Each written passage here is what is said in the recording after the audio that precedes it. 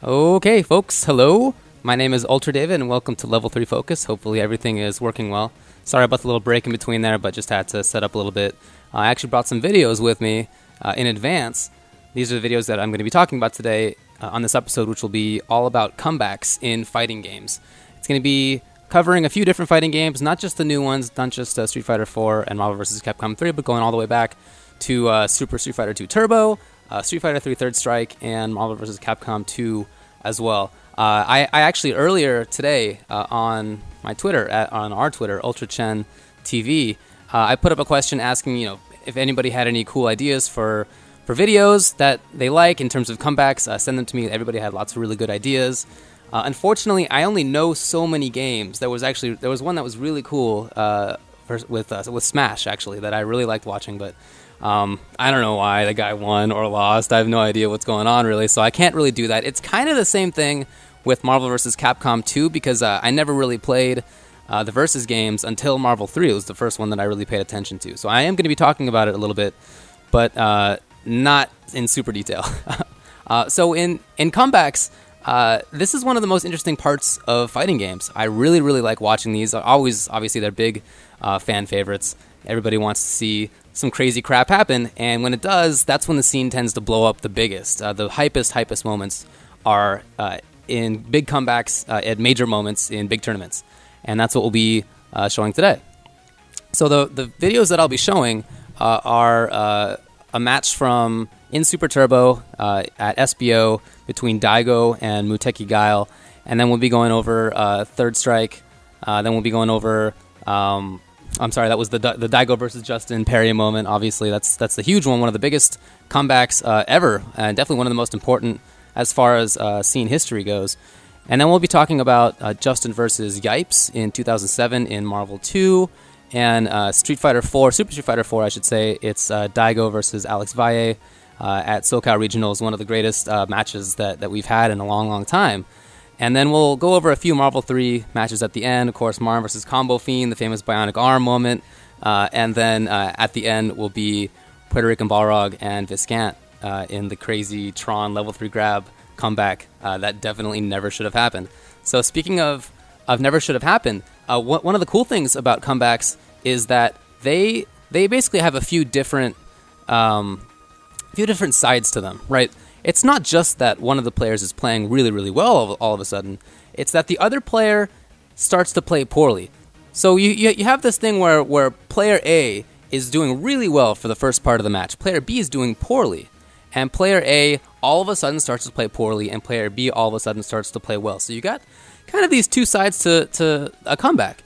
And it's really cool to see what exactly changed, what the mistakes made were, and what the good plays were that were made by player B. But it also changes from game to game, because some games it's a lot easier to make comebacks than in others. In some it's really hard, almost impossible. And in others, you know what, sit down and watch a weekly this week and you'll probably see one in Ultimate Marvel vs. Capcom 3. So it's really not that rare in that game, but it is in others. And so let's go over to the first game that I'll be talking about, which is Daigo versus Muteki Guile. This is the very first SBO, so heads up, the quality is going to be pretty ass in terms of what it looks like. Let me just run through this real fast at the start. This is, as I was saying, the first SBO. This was in 2003. If you're not familiar with SBO, it's Super Battle Opera, aka Togeki. It's this big major tournament that happens in Japan, always with arcade games, always really high level action as well. So we're mostly going to be paying attention to this first round, which is, as you can see, as like I was saying, Guile versus Ryu. Daigo, known for playing Ryu in this game, he's got one of the strongest Ryus. Muteki, for a long time, was the best, or one of the 2 or 3 best Guile players in the whole world. So this is an amazing match that is really kind of a classic in terms of Street Fighter. The Guile versus Ryu match has always been a really classic match, and you see the comeback here. It's already started a little bit. Daigo obviously hugely down in life, but already has positioning. Yeah, and here's the best. Here's the best part. Yeah, that's what I'm talking about. He looks so sick. I love that. All right. So the whole match is awesome, and I recommend that you go watch it on YouTube. But we're not going to be doing that right now. Right now, we're going to be going over what exactly happens. why it is that Daigo, I should say, is able to win in this match. In ST, comebacks are pretty hard. It's really rare. There's nothing like a comeback mechanic in Super Turbo. Comeback mechanic meaning some part of the game engine that allows or is specifically designed to allow for easier comebacks. That's not in Super Turbo. There's nothing like that. Once you start, the options that are available to you at the start are almost exactly the same as the ones at the end, with the exception of the Super, which is something that comes up obviously a couple of times. So let's go through this. The first half of this match, you can see Muteki has great positioning. He's guessing great in terms of when to jump over fireballs. He really is just playing super well right now. He's making sure that he doesn't get cornered, which is really important for Guile in this matchup. He's just doing really well. And somewhere around here, after that whiff Dragon Punch. Oh, dope. Sorry, wrong button. Let's go to about 33, I think. Right, so after that whiff Dragon Punch, things start to turn. And there's a pretty identifiable reason for why they start to turn. Like I was saying, it's mistakes on one side and good play on the other to capitalize. And this one is actually not super complicated, at least not compared to some of the other games that we're going to be watching today. You check out what happens. Muteki just starts walking backwards. And that's in part an expectation of the Super, which comes immediately right there. So that is one way that Super Turbo allows for kind of a comeback. Certain characters have really strong supers, and Ryu is one of them. So in expectation of that, he moves backwards a little bit. Then he gets knocked down right here. And so that one little mistake of being knocked down is going to lead to just an ass ton of damage. If you see how much damage each little fireball is doing here, in ST, chip damage is some serious business. And he's just caught in the corner. This fireball trap is really strong. Finally, Muteki battles his way out. So Daigo is taking advantage of the fact that he got the knockdown on Muteki. That Muteki whiffed the Sobat kick right here. He didn't have his spacing right. He was just barely off. And he also didn't have the mix-ups right. If that had been a fireball from Ryu, Ryu's outstretched arms would have been hit by the Sobat. Things would have been good for him. Muteki wouldn't have been caught in the corner, but he did make those mistakes. And as a result, he gets tossed in. Now, it's not just mistakes. It's also great play by Daigo. Look at how well he's controlling this corner right here. This is amazing. All right, so there it is. That whole sequence right there is all about Daigo knowing exactly what spacing he has on screen. He picks this perfect spot. And it's all about also knowing, when to throw a fireball. If Muteki guesses right that there's going to be a fireball of a certain speed coming, he can throw a Sonic Boom and then immediately throw a back fist out, which is in fact what you see at the end. And bam, right there. But he finally gets his way out, but that's after losing almost half of his life from just chip damage. He's still caught in the corner, and he's still finding it hard to get out. He goes for the random super. Obviously all he needed was one little hit of chip damage. Doesn't come. Ryu's far away. And now, here's another big mistake by Muteki Guile. He goes for the throw. He mistimes it. That stand strong right there is supposed to be a throw. He's supposed to be throwing Daigo as soon as Daigo lands, but he doesn't get the timing right. Daigo lands with an awesome predicted super, and then this happens. Yeah! The beast. Amazing. So you can see, in this kind of a game that doesn't really offer big comeback mechanics other than just a super, and in particular only a few supers in the whole game, like Ryu Fireball and Balrog Rush Punch and Chun-Li super that are really useful for it. It doesn't really offer much else. And so it's really just about whether you are playing well and your opponent is making mistakes. And that's exactly what happens here. Here, let's just go back to... Yeah, just go back to webcam. Sweet. All right, cool. So that's Super Turbo. Now, comebacks in that game are pretty rare. You really don't see them that often. It really tends to be a game that is about consistency. If you're losing at the start, it's just really hard to come back. And there are some characters who can do it and do it better than others. Ryu is really one of the ones that can do it better than others.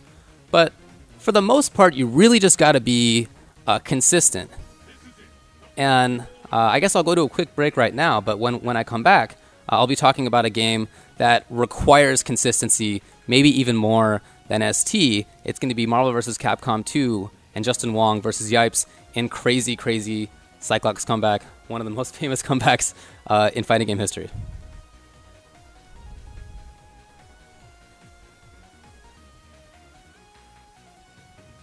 Oh no, okay, everything's fine. All right, welcome back to Level 3 Focus. My name is Ultra David again. We just talked about a match from Super Street Fighter 2 Turbo, one of the biggest comebacks in that game. This next one is one of the biggest comebacks in Marvel vs. Capcom 2, the game that came before 3. This was a game that was one of the few that really dominated the fighting game scene in North America for a decade. And one of the reasons was that it was a really fast-paced, fun game, but also one that had a really strong set of strategies, and that required consistent play in a game where that wasn't easy.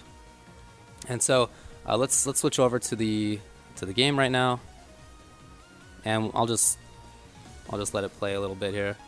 You can see I got this straight from the SRK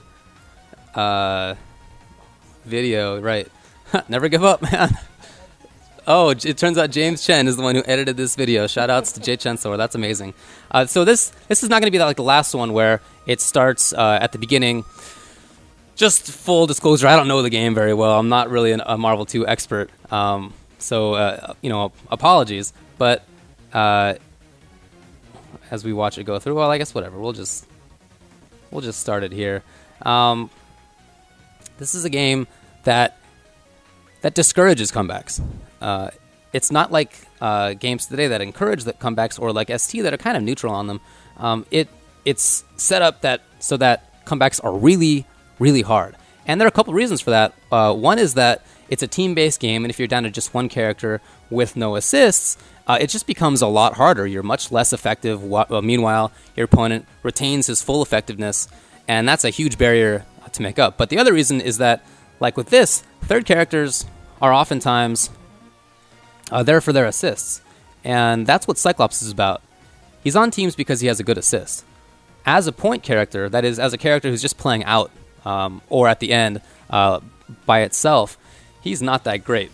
And there are some characters that are anchors, that is, that they're really good at, or better than others anyway, at making comebacks, but he's not really that guy. In fact, he's pretty ass at it. There are times when Marvel 2 players who had Psych left would just quit playing. They would literally stand up, and that was it. Shake hands, GG, it's done. This is Justin Wong, and he's not going to be doing that. He refused to give up, and his opponent Yipes, still one of the best Marvel players, but back in Marvel 2, even more dominant than he is in Marvel 3. Extremely good player, and so he has to make some significant mistakes, and Justin Wong has to make some really sick reads, excellent spacing, all those kind of things to make it work out. And like I said, I'm not an expert in this game. I'm not going to pretend like I can really break down what's going on. But you can see, I hope, that he's got to do all this work. Meanwhile, Storm is at pretty much a lot of effectiveness, especially with Psylocke still backing her up. Even Psylocke, she has the life advantage. She can do things positionally that Sight can't really do. He even gets a hit at some point here and just drops the combo. So all of these things have to go right for Justin Wong to end up taking the game. Right, that was it, yeah. Let's go back here just a tick. Right. So could have super canceled that. He didn't get it. It's a big, big mistake, especially by somebody like Yipes, who you expect really strong things out of. But he didn't get it this time. And even then, there in the end, Justin guesses right. Had the positioning. He already had Yipes in the corner. He comes down when Yipes is not looking for it and gets the hit.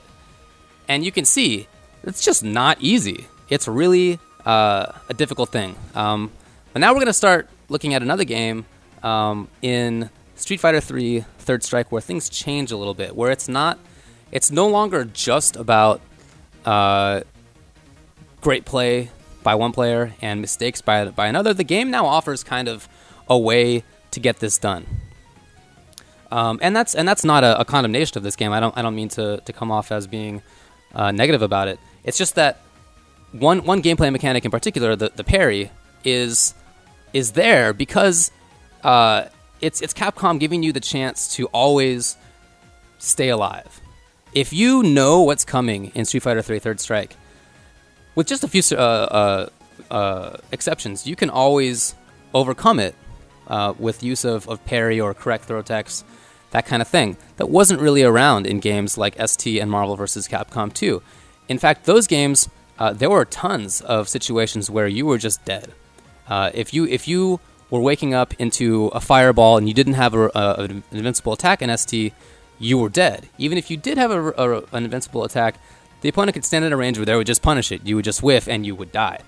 There's no escape. Marvel vs. Capcom 2 was the same kind of way. There's Street Fighter 3 Third Strike, not so much. So let's go to this video. It's Daigo playing Ken and Justin Wong playing Chun-Li. I'm sure everybody's seen this. This is one of the biggest moments in fighting game community history, not just because it's an amazing moment, but because this helped bring in new players. People saw this on YouTube. This was really one of the first fighting game videos that like really blew up on YouTube, that like really convinced people like, hey, this is a pretty amazing set of games. Come check it out. It shows up on all sorts of like top playlists or whatever, all over the place. Actually, let's skip ahead and just go straight to the final round, right? Which is where the comeback happens. So like I was saying, you gotta watch mistakes, and you gotta watch the strong play of the other player. At some point, Justin gets Daigo into the corner. Okay, I'll just let it run because it comes up in about 10 seconds. Justin gets Daigo into the corner, and it looks like he has great positioning, and he's really close. It's going to be after this. It looks like he's really close to taking this thing. So here he is. He's got his opponent right in the corner, which as Chun is exactly where you want to be. Justin does have kind of this turtle style, so it's not a huge shock that he would move backwards. But you would think that he wants to take advantage of the situation that he's in, but he doesn't really get it. Instead, he's moving backwards. As you can see, he goes back. Daigo slowly pushing him back there with footsies. This game is very, very into footsies. Huge part of this game. He finally has the corner, does Daigo, and he makes the good enough plays to take advantage of that. He has the mix-ups correct in the corner, and he takes off, a good 40% damage right there, which is really nice. This is probably the part that everybody remembers, though. So the comeback has already been happening. It's already down 50%. But this is crazy. Daigo gets the whole parry on this super, which is really hard. I remember when I first saw this, I had seen people do full parries. In fact, I had done it myself a couple of times, but it was only kind of against the computer, or your friend would set it up, or even if it happened in competition, or even if it happened in a real match, I should say, it was almost always just in kind of casuals. I don't remember ever seeing it in tournament play before this. And so that was crazy to us that somebody in tournament play, not just in tournament play, this is EVO 2004. This is about as big as it gets, and he has the nerves to do the whole parry. It was losers finals, right? So the question is, why does Justin do this? It's a mistake, of course, and I don't know why Justin does it. I bet you that he wouldn't do it again. But he right here. Let's start this over just a little bit. If you look at the two characters right now, they're kind of dancing back and forth a little bit. And Chun is doing that because she doesn't want Ken to react to anything. Both players know what's coming right now, especially after this walk back and forth thing. You know what? Justin is doing these buttons and trying to be like, oh yeah, like I might super, maybe not. Like try to react to something, you can't do it. But he doesn't even really need to react. If we go back a little bit here, you can see what he's doing. You see, look at his Ken. Look at his Ken jot forward a little bit. Jot forward a little bit. And then he goes back. Jot forward a little bit. Jot forward. He's inputting parry. This super needs to be parried before the flash. And so he knows that, and he's doing the only thing that allows him to take advantage of that right now. Justin sees it. Of course, he sees Ken move just a little bit like this, a little bit like this. But he does the super anyway. He wants to test the execution of one of the greatest players in fighting game history. And it doesn't work out too well for him. Daigo gets max punished. This is the best case scenario. What he does right here is the most damaging thing that Ken can do in that situation. And it's just barely enough to take off all the life. So we have this whole series. Oh, starting at about 2, if I recall correctly. We have this whole series where Justin allows himself to be pushed back. Daigo takes advantage of of the spacing here. I mean, let's just look at this real fast. I mean, right? So Justin jumps back, and Daigo sees it and says, "Okay, I'll take that space. I'll dash forward because I want you in the corner. That's my best case situation right now, is to have you in the corner where I can mix you up. If I know what's coming, I can really do good things." He finally gets the hit, and now Justin has to deal with corner. So Justin's made a couple of mistakes. Positionally, he's made mistakes. Now in the corner, he's guessing wrong on mix-ups. He finally gets out, and he makes this other big mistake. So you have three things happening that allow this comeback. Mistakes by Justin Wong. Great play by Daigo, both in terms of knowing what's coming, positional, and just in execution, as you can see. It's not easy. And you also have the additional factor of the parry, which allows for this comeback. So you have kind of like these three things, and that's what Daigo uses. You can see everybody's going nuts at the end. I could have been there. I went the day before. This was back when Evo was in the LA area. I went the day before, and I just didn't feel like driving back the next day. Oh man, I'm so mad at myself about that I could have seen this and I didn't do it. And it's not like streaming nowadays where you get to see it live. Like, it took a long time. I heard about it, didn't get to see it for a long time, and it was crazy when I think I finally bought the DVD and finally watched it. So there's one lesson: always make sure that you actually go to tournaments. It's always better in person. So the next game that we're going to talk about is a few years after this. It's in 2010 at SoCal Regionals. It's going to be between Valle and Daigo. No surprise that Daigo shows up in a bunch of these, as does Justin. Two of the most consistent players. I also looked at a couple of Alex matches from like Alpha 2 days and stuff.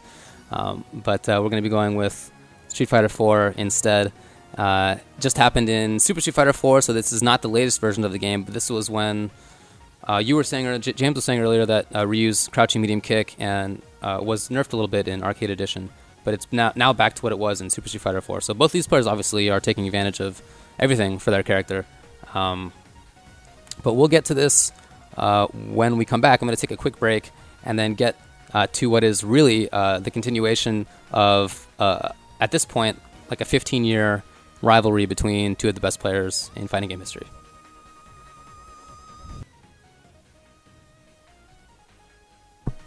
Cool. Okay, cool. Welcome back. Level 3 Focus. Ultra David. And like I said before, we're going to go over Super Street Fighter 4 match between Valle and Daigo Umehara. Let me just start running this right here. This was a match that actually James and I had the pleasure to do commentary on, which is pretty cool.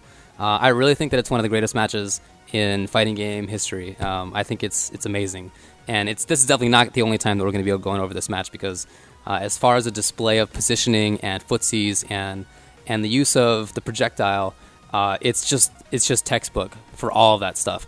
And it's also really cool because the two players playing, Daigo Umehara and Valle, have been playing each other in one of the greatest rivalries in our games since they first met in the late 90s. And each time they play, it's always something awesome. They're always evenly matched. It always goes down to the wire. It's often a mirror match, and that's also and both players have a ton of respect for each other. So you see a lot of really strong play, awesome matches as well. And this was definitely one of them, like I was saying. So Daigo's gonna push Alex into the corner in this first round, and it looks like he's pretty much done. He does have ultra left, which is a comeback mechanic. It's something that allows you to deal more damage at the end of the round that you otherwise would have been able to, and you get it for getting hit or blocking or focusing. So here he is in the corner. He's going to have to make this big comeback. Spoiler, he does it. But check it out. The way that it works is he takes advantage of some mistakes that Daigo makes by playing really, really strongly. His positioning and his use of mix-ups and matchup knowledge is gigantic in this. So there is another awesome comeback in the second round, but I want to go back to this one first. So up until now, Alex has been pushed into the corner, and that's bad. It's kind of a symptom of not playing positionally or as well in the mix-ups as Daigo is. Daigo, if we go back to what we were talking about last week with strategy and then tactics and then mix-ups, Daigo has the perfect strategy. He knows, of course, all the positions that he wants to stand at and how to get there, and he knows all the tactics that he can use to do that, and he has all the mix-ups that are, that make uses of those tactics and the strategy. He does it really well, and so he pushes Alex into the corner. Now Alex has to do something else. What he was doing before wasn't really working, and that's not to say that his strategy needs to change, but it does mean that he has to start using his strategy better. But one of the things that I want to talk about in comebacks is that when you have almost no life, options that are otherwise really crappy get a little bit better. And when the opponent has almost no life, options that are otherwise crappy can get better as well. So let's look at what Alex does when he's caught in the corner right here. This is him in White Ryu. We got Tattered Ryu over here. That's Daigo. Alex just starts throwing fireballs. Oh, wait, let's go back. I guess didn't get it quite at the start of this. Okay. And yeah, just a little bit after this. Okay, now he's caught in the corner. He just starts chucking fireballs. And at any moment, Daigo could have jumped over and pegged him with a jump roundhouse. Daigo didn't have EX meter, so there was no danger of something happening through, but Alex was taking a little bit of a risk in that one of those fireballs would have been jumped over by Daigo and knocked. And he does this because, he's trying to build meter, he's trying to battle back, and he's basically saying, you know what, if you're willing to jump right now, this is also kind of a tell that I'm going to use later on in when we're playing in the next rounds. So he's kind of threatening Daigo, and it's a strange position, but something that happens is that if you're making a comeback, your opponent can feel like he's lost the momentum just like that, because he now knows that you have to do something really strong to make a comeback, and he can get a little bit worried about that. And he, obviously he also knows he can't make any mistakes because then there can be a comeback. And so it's kind of like a little mental game, a little mental factor that can come in. And I think that's kind of what happened there when Alex was caught in the corner and was just throwing fireballs. Daigo could have done something about it, but doesn't do anything about it. We're going back to the mid screen here, and this looks like it's really hard to get around. There's only 12 seconds left. Even though Daigo doesn't have much of a life advantage, it's enough right now that really matters. Alex has to make something happen, and Daigo has to make a mistake for Alex to win. So it looks like it's bad. If you're up against this man, when chips are down, I mean, that's just not a good situation to be in. We saw that in the last game that we looked at. Instead, Alex throws out the EX Fireball, and I'm not really sure what this is about. I remember thinking at the time that it was a little weird that Daigo didn't press anything. I mean, it looks to me like he's going for a throw, but I'm not really sure. So, I mean, there's a mistake, and it's a huge one because it costs him the round. And even though it's just one round in a 2 out of 3 set, losing like this is gigantic, and it can be really difficult to make a comeback. So Alex, with excellent use of positioning, excellent use of crouching medium kick and footsies and the fireball to take up space and to threaten his opponent, all these things worked out really, really well in Alex Valle's favor. Second round, like I said, is also a comeback. And also just an absolute textbook display of everything that you should be doing when you're playing a fighting game like Street Fighter. This isn't a match that tends to have a lot of high damage output for the most part. I mean, you do see, obviously Daigo gets this big punish opportunity and he makes it count with 25% life. But that's really about as much as you're going to see, or maybe about 30% life if there's an ultra involved. So you really have to be paying consistently. There's no I hit you once, you're losing 40% life, 50% life, and I'm dealing 900 stun or whatever craziness. Nothing like that. You have to be a little bit more consistent. So if you go to about here, this is when the comeback starts. And Alex is now going to come all the way back from a pretty big life deficit. Again, using excellent positioning, excellent footsies, just amazing play. If you see right there, he punishes the crouching medium kick by Daigo with excellent reactions and knowledge that kind of thing was something to look out for at the time. He's going to push he's going to push Daigo back a little bit again. He has no life. Anything will chip him right now. And this is like what I was saying. When things become a little bit options become a little bit better that aren't otherwise a great option. It was a sick round. That is for sure.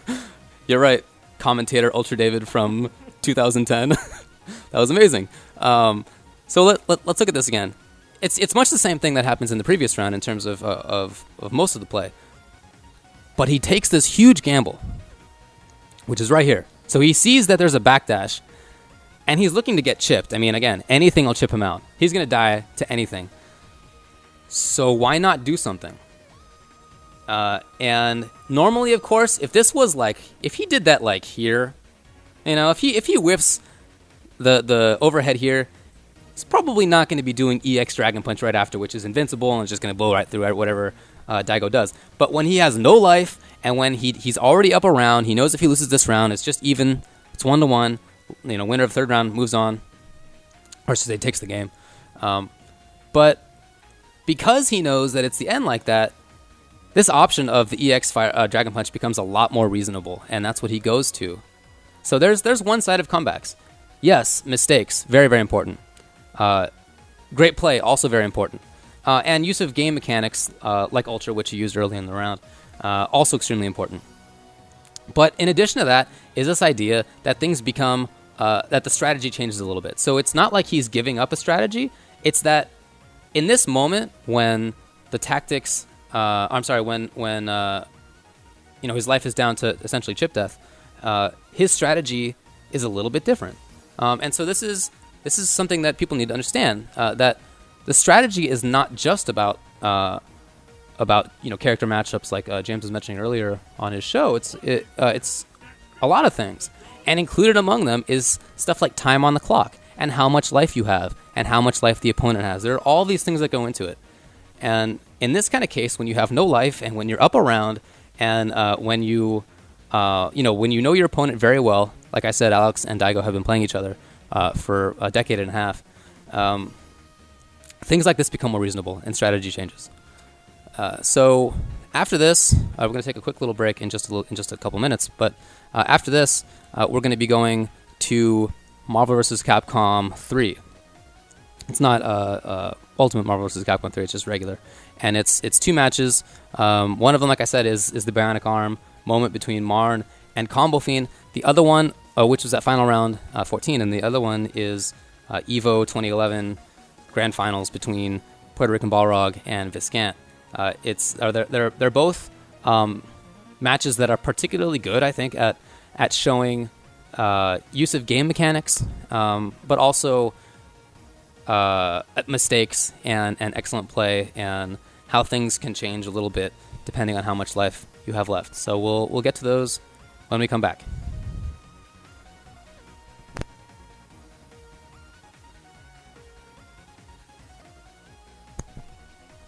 All right, welcome back to Level 3 Focus. Thanks a lot for joining us.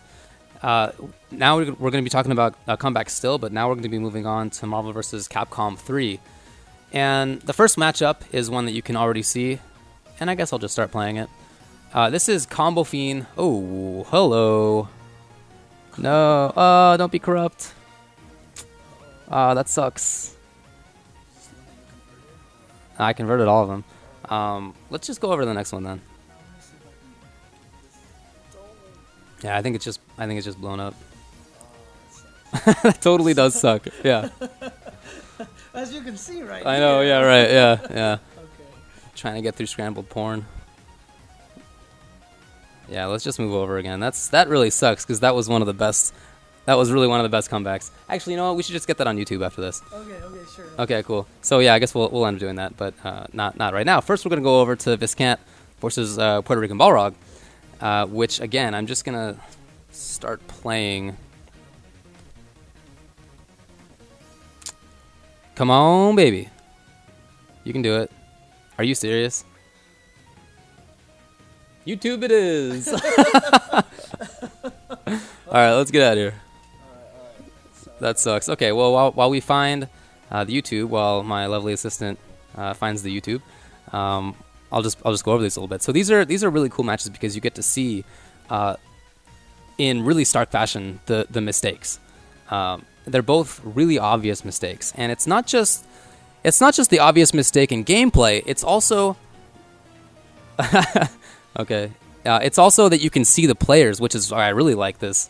These couple of matches here, you can actually see their expressions with what's happening. So with Marn versus Combofiend, there are 2 games where Marn loses. He loses 3-0 in the set.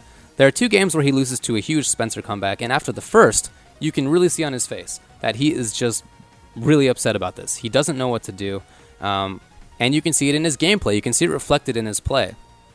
That he's worried about a comeback. Everybody knows about comebacks, even at this time. This is when he was starting to build reputation as Comeback Fiend in Marvel vs. Capcom 3, but everybody's always known that he's fully capable of big-time comebacks just in general. And so it's really cool to see that, Combofiend building his Marvel 3 reputation for this, but it's also interesting to see how Marn responds. And then in Viscant versus Puerto Rican Balrog, it's also really cool to see kind of the opposite. So Viscant makes a big mistake that we'll go over whenever my lovely assistant gets this done. Thanks, dude. I don't know why this is not. I appreciate it. By the way, Blam, you are fired for saying that .avi totally works. In any case, Viscant versus Puerto Rican Balrog. After Viscant ends up losing that game, you can see that they have this huge reaction. Puerto Rican Balrog goes nuts, and he dances around the stage. He takes all this time of celebration. Meanwhile, Viscant, very, very smartly, is just sitting there and gathering himself. And that's so smart because after the match, we're not going to watch, but after the match, he ends up winning EVO 2011. Obviously, he was EVO 2011 champion. And part of the reason for that is that the amazing comeback by Puerto Rican Balrog is almost a negative for PR Balrog. Obviously, he takes that game, but he never quite recovers in terms of playing after that. All right. We about ready here.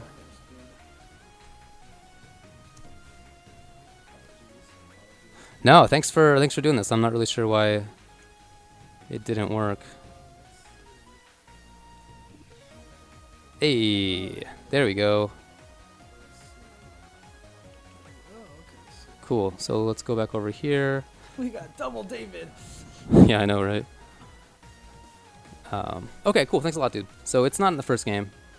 It's in the second, which I'm gonna... Yeah, oh, that was perfect. Amazing. So this is the first game that Combofiend ends up taking with a big comeback. Like I was saying, he has 2 big comebacks. And both with Spencer.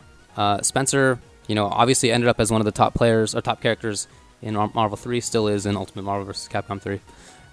One of the reasons is that he's just a really good character on his own. But this is also an example of game mechanics being used very intelligently. So X Factor is kind of a way for Capcom to address one of the perceived issues with Marvel vs. Capcom 3, like I was saying, 2. Like I was saying before, it discourages comebacks. It's built to make comebacks just really, really hard. And that was kind of thought of as an issue. And so this is a way to change that. Your last character, of course, you know how X Factor works. As your characters die, X Factor gets stronger. You'll deal more damage. You'll move faster. All that kind of stuff. And Spencer gets a huge damage output. And Combofiend really makes good use of it. So I think She-Hulk is just about to die. Coming up here. Yeah, she gets chipped out. So this is when the first one starts. Spencer now, he's a mobile character and he's a damaging character. But Marn has to make mistakes. Like we've been saying. There have to be mistakes. And there has to be great play by Combofiend. It doesn't matter really what the game mechanics are. You see X Factor. And he's dead, if I recall. Yeah, he's dead. So there's the use of X Factor. Huge damage. But no matter what the game mechanics are, there still has to be great play by the player who ends up winning. And as you can see, Combofiend is really making that work. Oh, yeah, he screws it up. That's right. But after this, he gets it again. He doesn't mess up this time. He's not going to screw that up 2 times in a row. Now, check out Marn. Oh, my God. He is just distraught. He doesn't even know what to do. Look at his face. He is clearly upset about what just happened. And even though he starts out playing well in the first half of the next game, you can kind of see it in some of how he plays, that he's making some mistakes that he wouldn't otherwise be making, especially towards the end. Right there, he goes from what might have been a reset, but it might have just been an execution error. So he's already kind of making these mistakes. And unfortunately, I don't really have the ability to go frame by frame on the YouTubes. But oh well. Thanks again to James for figuring this out on the fly. So he's making mistakes with when he calls characters as assists. You see right here. I mean, Taskmaster's coming in, and that's when Marn calls. It's kind of a mistake. So this whole game, he's kind of screwing up. Yeah, and Combofiend is not going to drop that kind of thing. So Combofiend is doing better this game than he did in the previous game, in part because he's just playing better at the start. But in addition to that, because Marn, having lost that previous game to a huge comeback, is just totally blown up by it, and is making some important errors. All right, so I think Taskmaster's done, just about. Jump back. Yeah, air fireball. So now Marn has X Factor on. He wanted X Factor right into Skittles again. Let's go back there just a second. Okay, cool. So right here, he just wants to do another X Factor right into it again, but he sees he doesn't get it in time, so he has to jump back. He gets the chip. In any case, he still gets this opportunity right here to make something happen, to kill Spencer. He's got this extremely damaging character in Zero, who's in X Factor. He could have ended it already. Instead, he screws up and allows Combofiend to make that opportunity now. But again, Marn still has another character left, another great character in X Factor. Well, I guess it's out now, but still a damaging enough character to take down Spencer at this point. But he screws up there. You see, he has the stand M. As Combofiend comes over, he has the stand M. He doesn't get the launcher quite in time, so he's making these big mistakes almost all the time. And he gets another opportunity here. He's trying to play away. He's trying to run out the X Factor. He finally gets it. Gets the X Factor run down. He gets the jump, and he gets this combo. And all he needs to do is Rocket Punch Super, dash up, Plasma Super, which is a combo that Marn has done a trillion times. But he doesn't get the dash. Instead, he just gets Plasma. And now with no more X Factor, this has to be what's called an honest comeback. And he's making it work. He has to get in again. He does get in again. And yeah, Bionic Arm, man. That was so sick. And I don't know who this asshat is, but he's going nuts on stream. Whatever, buddy. So as you can see, there are all these mistakes being made by Marn, and it's really attributable, and pretty obviously attributable, to what happens right about here. This is what a comeback can do. It can really screw with the opponent, and it's screwed with Marn. You can see it on his face, that he is pretty much out of it. Even though he's still playing, he's pretty much out of it. Combofiend, by contrast, has a ton of confidence after this. He's really certain that he can do it because he just did it, and he finally and he ends up getting it again. So let's go over to Viscant versus PR Balrog. Excuse my dust right now. Just click on one of them. Hopefully this is acceptable. Oh yeah, you're not even gonna load. Oh, you have the flash blocker. Oh, cool. Now we gotta sit through a 30-second ad. Oh, look at that. Oh yeah, it's Ghost Rider. All right, that's cool. So enjoy my Ghost Rider ad. Yeah, I know. Esports money. Ooh. So this is like I was saying earlier, Viscant versus Puerto Rican Balrog, Evo 2011. This is in the grand finals, when Viscant is playing well and has a character in Dark Phoenix that is extremely good in a particular matchup that's going to come up. Oh, this is IGN's. Well, whatever's. We'll just let it rock. I think it was second game, right? If I recall correctly, yeah, it must have been second game. Okay, cool. So let's just let this rock a little bit. Like I was saying, it ends up as being Tron and Hagar. Well, it really ends up as being Hagar Dark Phoenix versus Tron. And Viscant makes a couple of mistakes. Well, let's talk about the matchup first. Tron has a really tough time beating Dark Phoenix. That's like a 9-1 matchup, and the 1 is pretty much the level 3 command grab that ends up happening. 9-1 meaning like 9 times out of 10, Dark Phoenix should take it. But that's not what happens. And it's important to not start looking at the comeback right there, you got to start it a little bit earlier than that, when it's just Hagar, Dark Phoenix versus Tron. Because there's this period of time where Viscant has Hagar out with Phoenix backing him up, and he's running out the clock. And, you know, it's not easy for Tron to open up people if they're just trying to stay away, or if they're trying to you know, control space with Hagar's, you know, really annoying jump pipe. But Viscant gets a little impatient. And, let's see. This is the right one, right? I'll just speed up a little bit. La la la la la. Right, yeah, okay, so Wesker gets picked up, I think, at some point. Like an air grab or some crap. Oh, is this not the right one? Yeah, of course. Oh, this is the top 8. This is the top 8. This was not Grand Finals yet. Let's see. Marvel's got a Grand Finals right there. Okay, cool. Ugh. Run an ad over this ad. Nah, I don't want to run an ad over this ad. No, I would feel pretty skeezy about that. But Let's look at comments. yeah, oh, what's happening down here? He's not a real Marvel 3 player. He only relies on Dark Phoenix. Not really. Actually, his Wesker was a pretty big reason. Wesker Hagar, I should say, was a pretty big reason why he ended up taking this tournament. But the level 3 command grab that comes. Okay, so let me just narrate this a little bit before we get to it. What happens is that Viscant actually gets impatient. Let's see. Yeah, that wasn't the right one. La la la. Oh, this is already past it. Okay. So, okay, let's go to here. I totally had it all set up, dude. Had it all set up. And then there was this error. So it's cool. It's cool that we get to see the crowd. Definitely like that. All right, Wesker. I think comes up for the grab or something. Does Tron?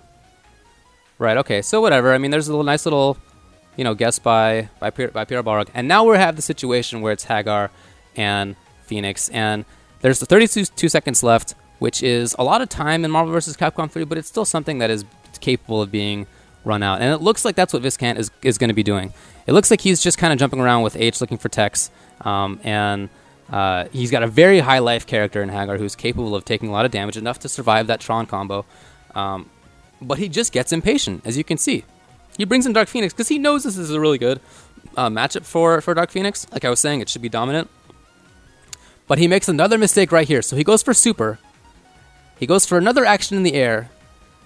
And that means that he can't do anything else. That means that he's caught. That he's going to drop down and land right into the Tron command grab, which is exactly what happened. So PR Balrog picked the spot on screen where he knew, you can't quite see him, but you can see his little 2P at the bottom. You can see that after the super, after he gets dropped down, he goes behind Phoenix. Watch, he rolls behind Phoenix, knowing that if there's another air action, he gets this free. And he does.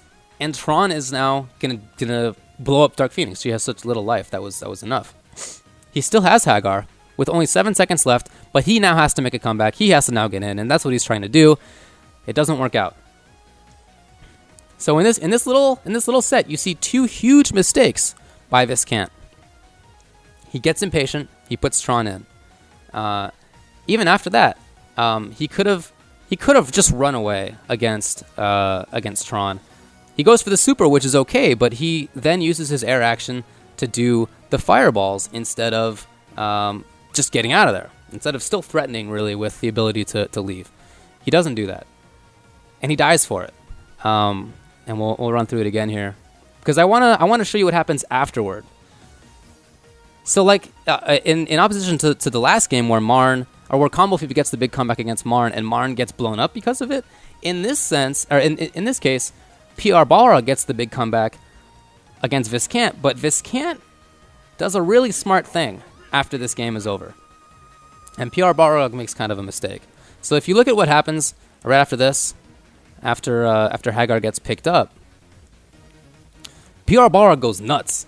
He goes dancing all around. He's high-fiving his friends. He's kind of giving in to the crowd. You can see everybody just in expectation of this is already standing up. Here he is jumping around. And Viscant at first his first reaction is kind of to put his head in his hands. He's upset, but then he sits there. And hopefully this is a yes, you get to see him. So this is him just kind of recovering, just being there. Okay, you know, he's just trying to you know, stretch his hands, just trying to recover a little bit, trying to calm down. PR Balrog is still not calmed down. He's still really, really hyped over it. It was an incredible game, and he has reason to be hyped over it, but he lets that hype get in the way. His comeback here, in essence, makes it more difficult for him to come back in the set, which is what he needed to do, than it otherwise might have been. It gets in his head.